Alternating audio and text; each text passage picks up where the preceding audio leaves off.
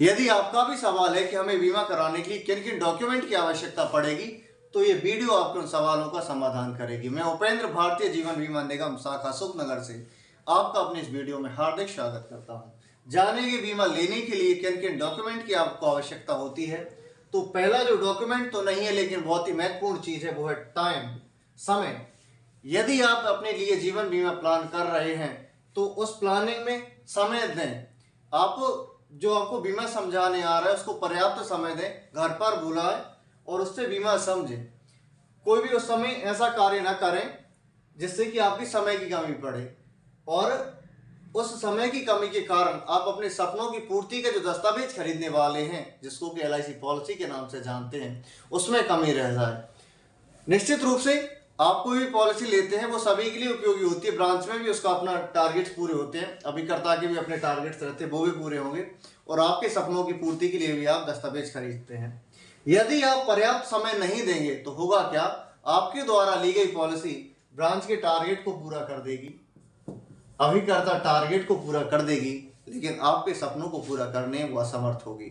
ये आवश्यक है कि जब भी आप बीमा समझें उस समय पर्याप्त समय दें। अपनी जरूरत के अनुरूप बीमा पॉलिसी स्वयं भी समझें और उससे बोलें कि मेरी ये जरूरतें हैं, उसके मुताबिक आप जीवन बीमा मुझे बताइए।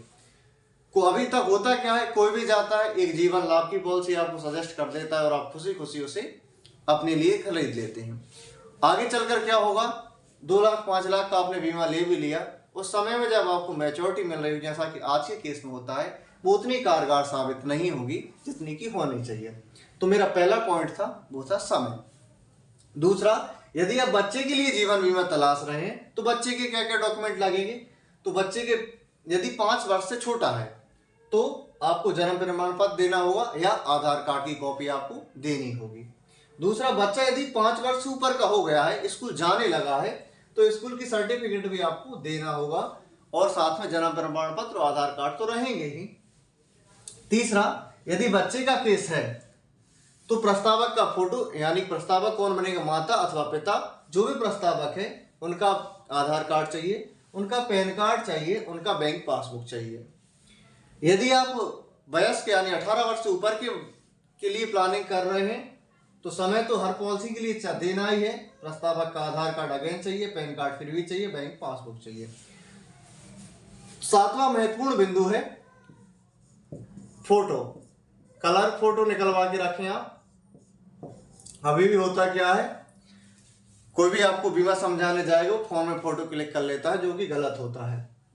इन सारी चीजों की भी आप बीमा समझने से पहले या अभिकर्ता को बुलाने से पहले इन सारे डॉक्यूमेंटों की फोटो कॉपी अपने पास रखनी चाहिए।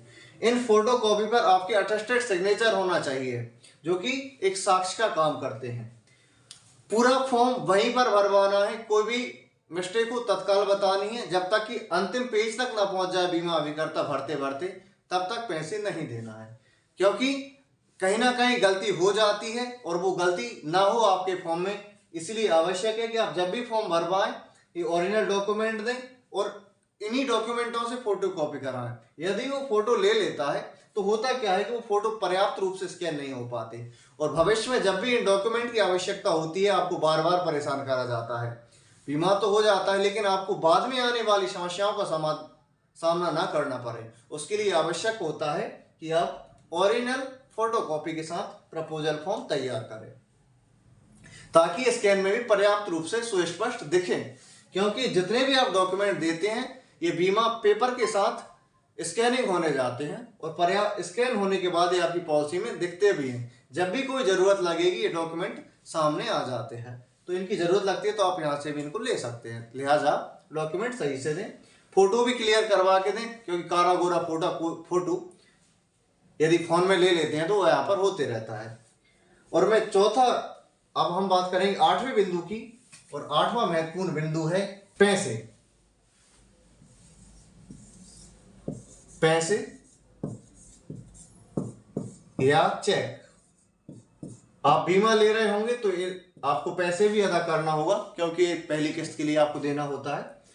पैसे अथवा चेक रखें। अभी कितना अमाउंट होना चाहिए, बहुत से लोगों के सवाल होता है कि हम तो पहले बीमा समझेंगे, कितने रुपए का हमें बीमा बताएगा तब जाके हम पैसे अरेंज करेंगे। ऐसा नहीं है, आप अपने मुताबिक सोचें कि हमें कितने रुपए का बीमा लेना चाहिए।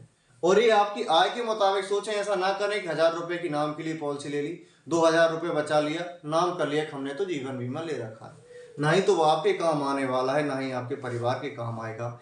इतनी अधिक राशि का बीमा जरूर लें कि यदि कोई कैजुअलिटी होती है उस दशा में मेरा परिवार किसी के आश्रय का लिए मोहताज ना हो। वो इतना सक्षम होना चाहिए, यदि मैं हूँ उस दशा में भी और मैं नहीं हूँ उस दशा में भी, ये अपना सक्षमता बनाए रखे।